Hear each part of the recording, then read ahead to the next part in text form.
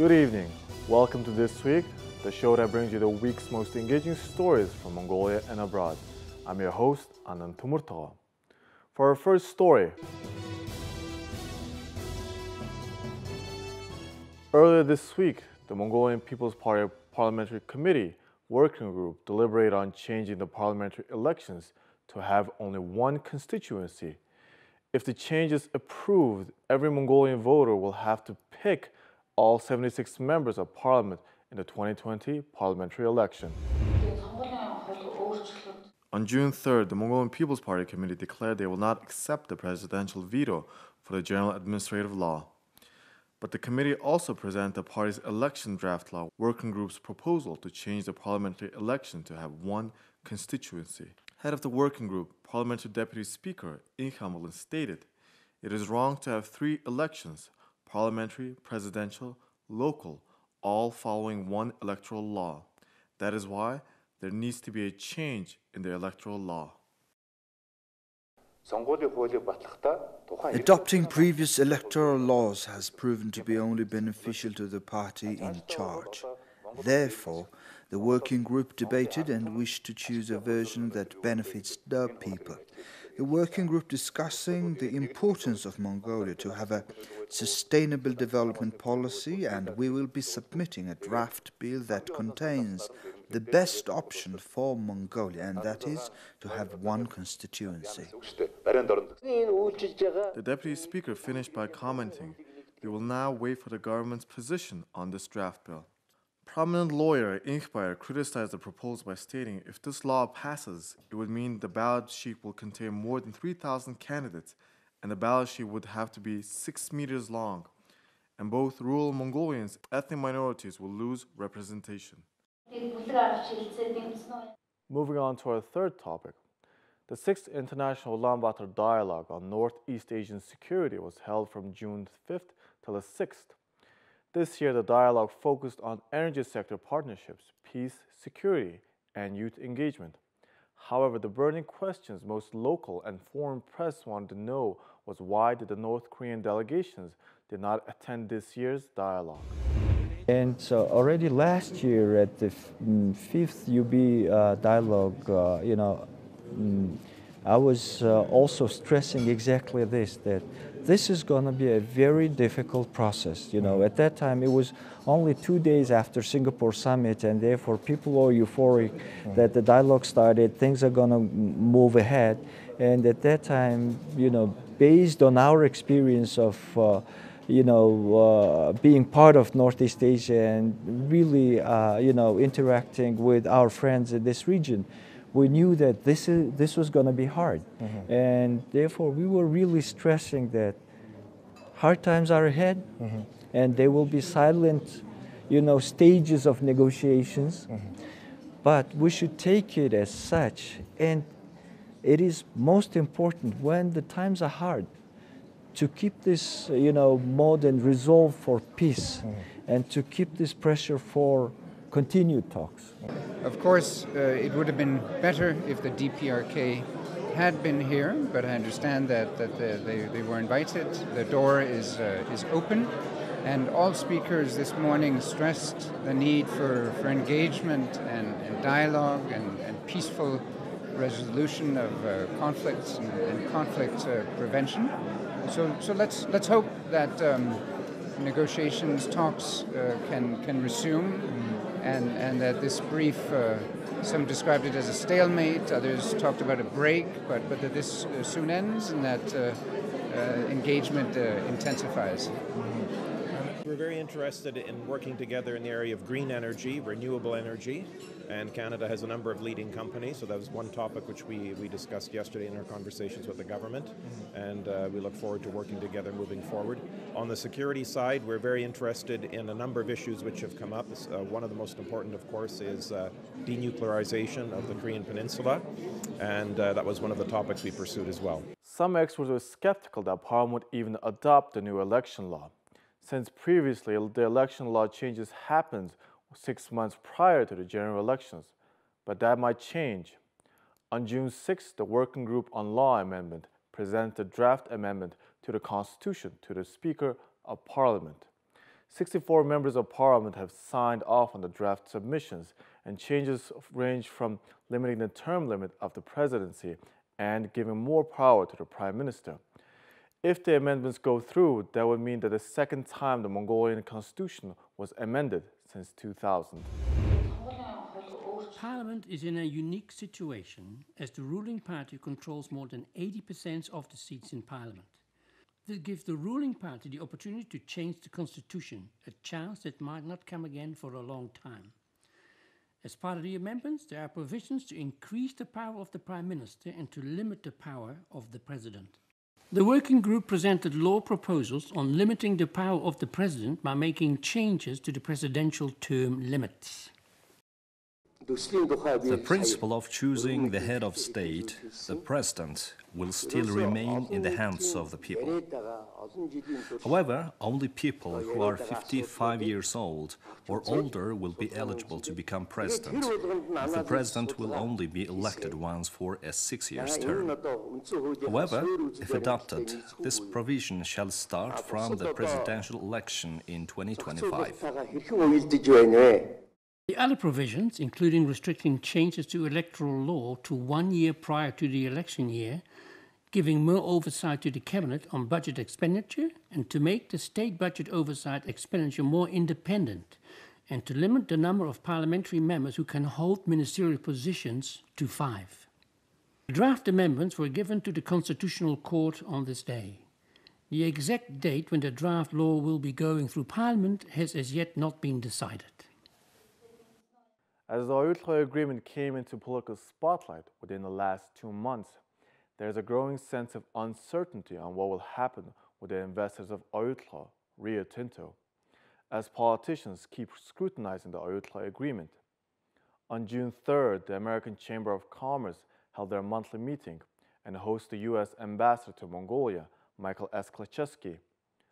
At the meeting, the ambassador to Mongolia laid out his policies he will be implementing to strengthen U.S. and Mongolia bilateral relations, and at the meeting, he also emphasized that Ayutthaya project should continue.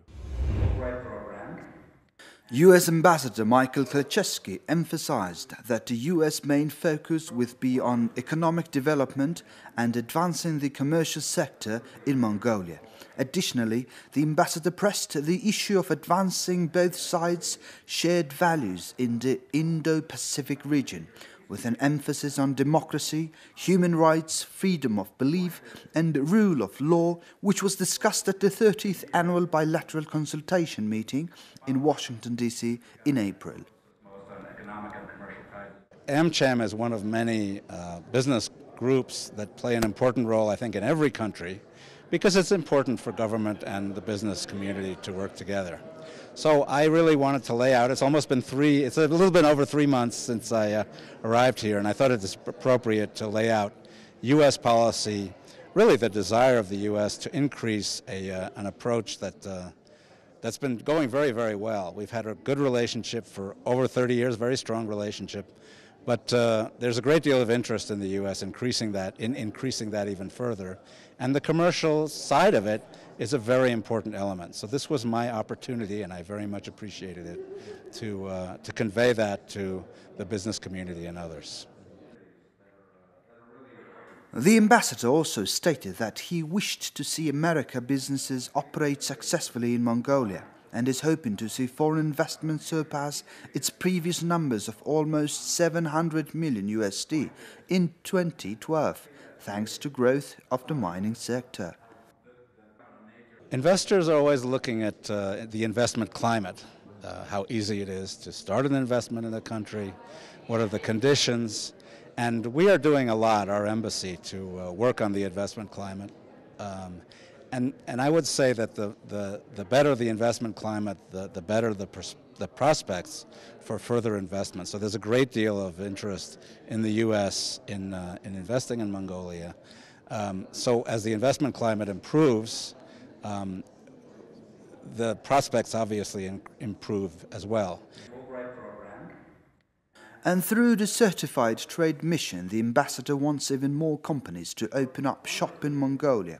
The certified trade mission will be held in late August of this year, which allows American businesses to meet with potential agents, distributors, joint venture partners, licensees, local businesses and government contacts to assess potential opportunities and identify the challenges of conducting business in Mongolia. After the ambassador's speech, the members of the American Chamber of Commerce addressed the ambassador with questions on specifics of developing the agriculture sector in Mongolia, infrastructure projects, and so forth.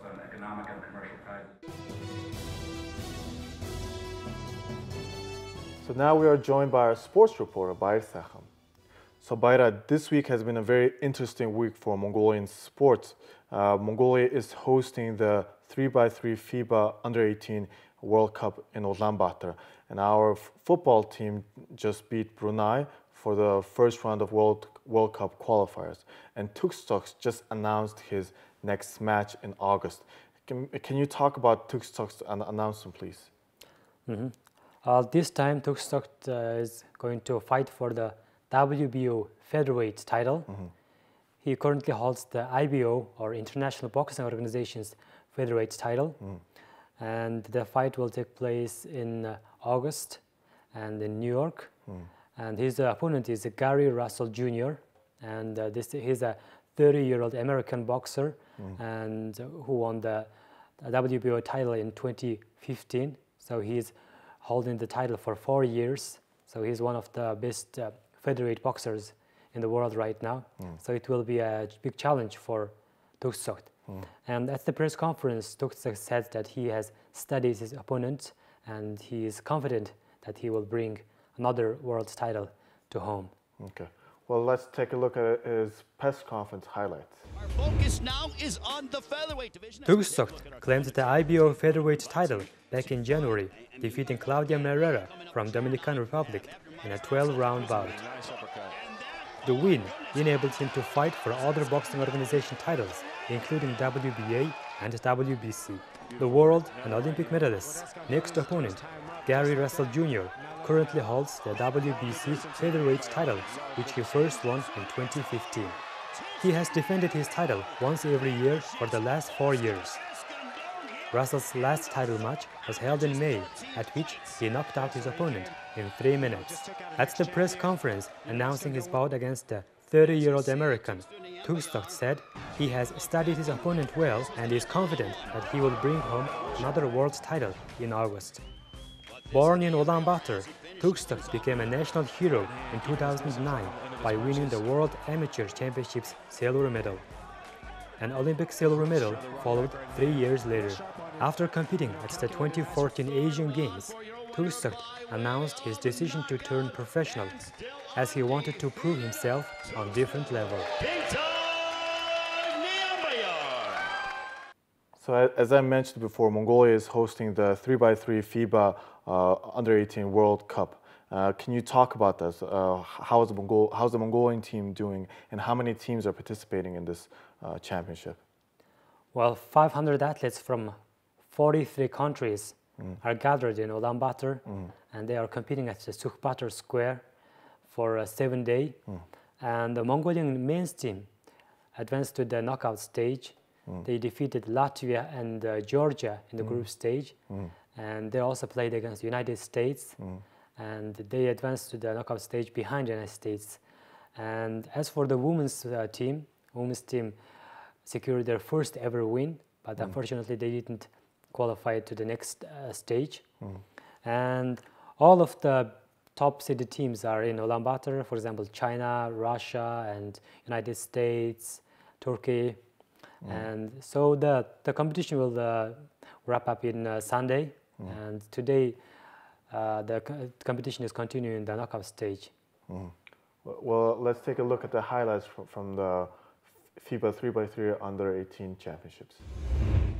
Under the auspices of the Prime Minister Hurulsuh, the competition serves as the test run for the Children of Asia Games, which will be held in Mongolia next year. Inspired by a strong performance from their key player, In Hingot, Mongolia produced an excellent performance to defeat Latvia on the opening day of the competition. The 16-year-old player scored 11 of his team's 20 points, leading the scoring chart. The 16-year-old player scored 11 of his team's 20 points, leading the scoring chart. In a win against Belarus, he was named MVP after scoring 13 points and 5 rebounds. Mongolia's next matches are against top-ranked USA and Georgia on Thursday. Top-seeded China cruised to victory over Sri Lanka and Mexico, with top scorer Xianglong Wu leading the team to a strong position in a Group A. Meanwhile, second-seeded Russia proved its pedigree by topping Group B after day one with powerful wins over Ukraine and Kazakhstan. The wins were the result of a strong performance from Danila Chikaro, who topped all scorers with 22 points across the 2 games.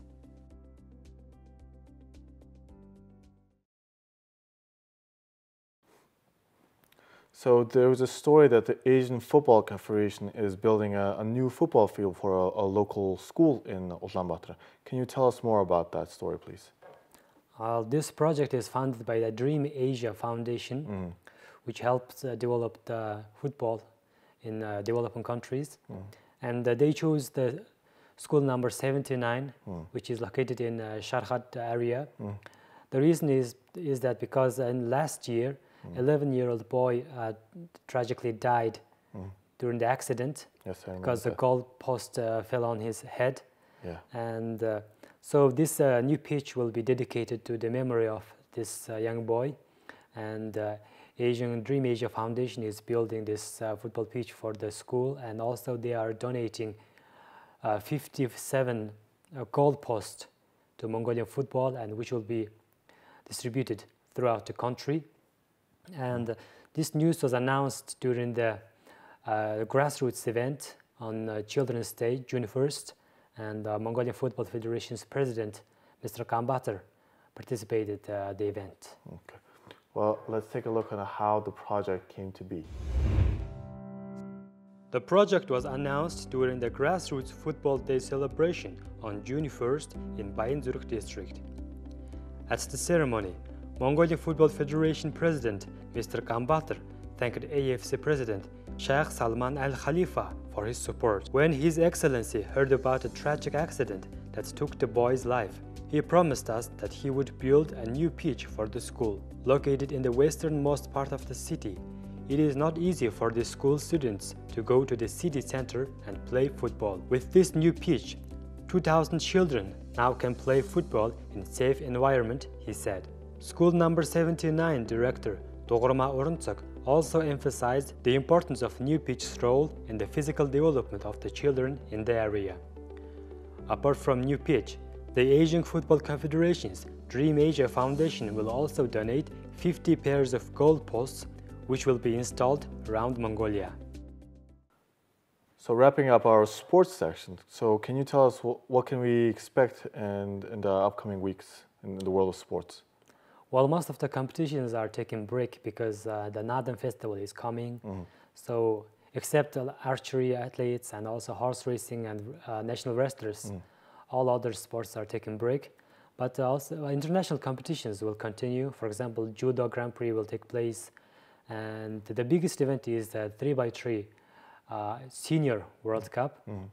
Right now, Mongolia hosting the Junior World Cup, under 18. But next week, the Senior World Cup will be held in Amsterdam. And the Mongolian team will take part at the event. So Mongolian 3x3 national team is enjoying quite success in the area. They won the Asia Cup in 2017, and this year they won the silver medal. So Mongolian basketball fans are eagerly waiting for this competition, and experts say that they have a good chance to advance to the knockout stage. Okay. Well, hopefully our team does very well in that competition.